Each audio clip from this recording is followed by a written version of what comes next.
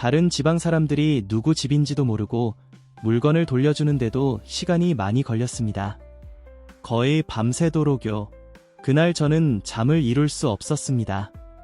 그날 이후로 저는 남편의 고향에 다시는 가지 않았습니다.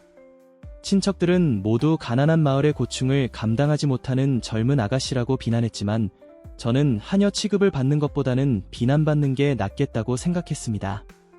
그러니 딸은 부잣집에 시집가야 한다 는 말을 들어보셨나요?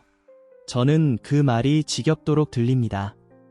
이모와 이웃들이 모여 수군거릴 때마다 결국 단호한 판결을 내립니다.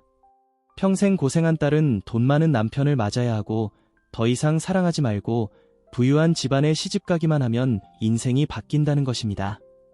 예전에 저도 제 누나 리엔과 그 말을 질투할 정도로 믿었습니다.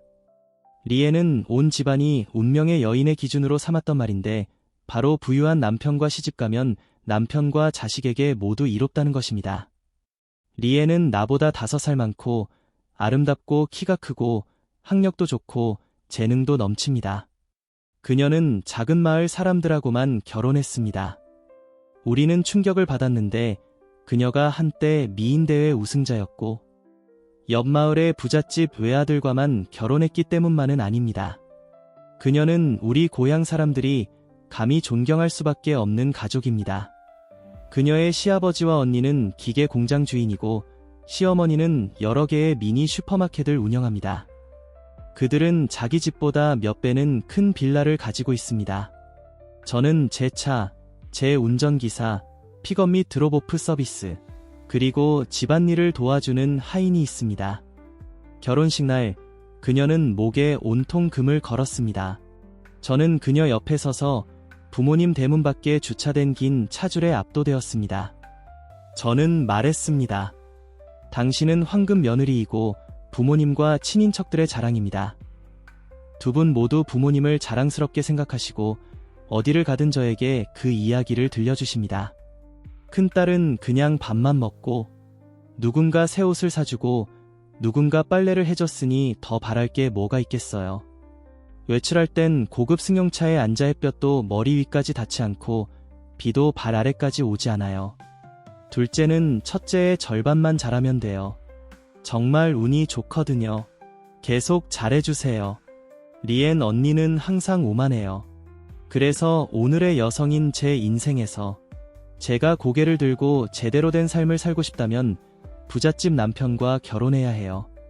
그녀처럼 잘생긴 외모에 학력까지 있으면 시댁 식구들의 눈길을 끌 수 있지만 저처럼 그녀 절반만 잘하면 돼요. 형부는 정말 운이 좋아요. 아직은 아니에요. 그녀의 캐치프레이즈는 항상 이렇습니다. 돈이 있으면 다 가진 거고 돈이 있으면 뭐든 살 수 있고 행복은 말할 것도 없죠. 하지만 누가 상상이나 했겠어요. 3년 후 그녀의 삶은 완전히 달라졌고 황금 같은 며느리에서 황금 같은 며느리로 이름도 그렇게 지었어요. 집에서 아무도 감히 그 사실을 말하지 못했습니다. 그러다가 그녀가 이기병에 걸렸다는 사실을 알게 되었습니다. 처음에는 약간 피곤하고 지치고 어지러웠지만 의사가 긴급 치료가 필요하다고 했을 때 병이 그렇게 심각할 줄 누가 알았겠습니까? 처음으로 예상 치료비는 약 6억 달러였습니다.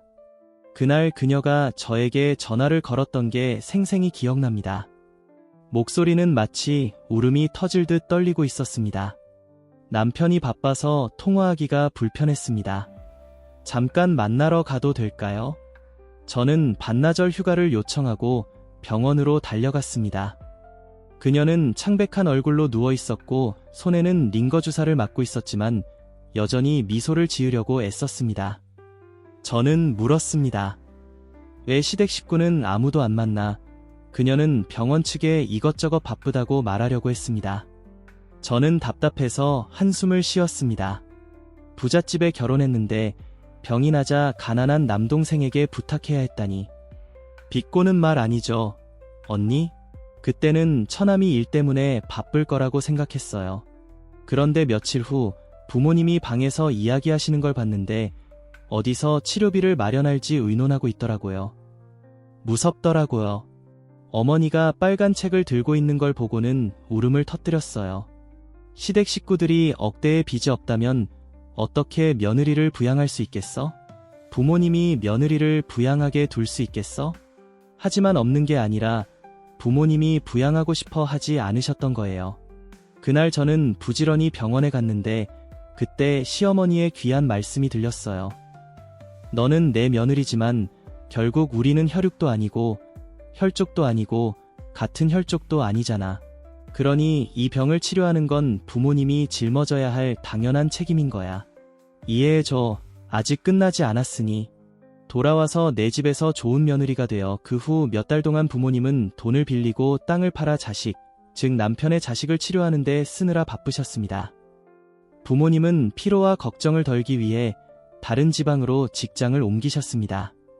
아내는 몸이 아팠지만 여전히 빌라와 개인 차량을 도왔습니다.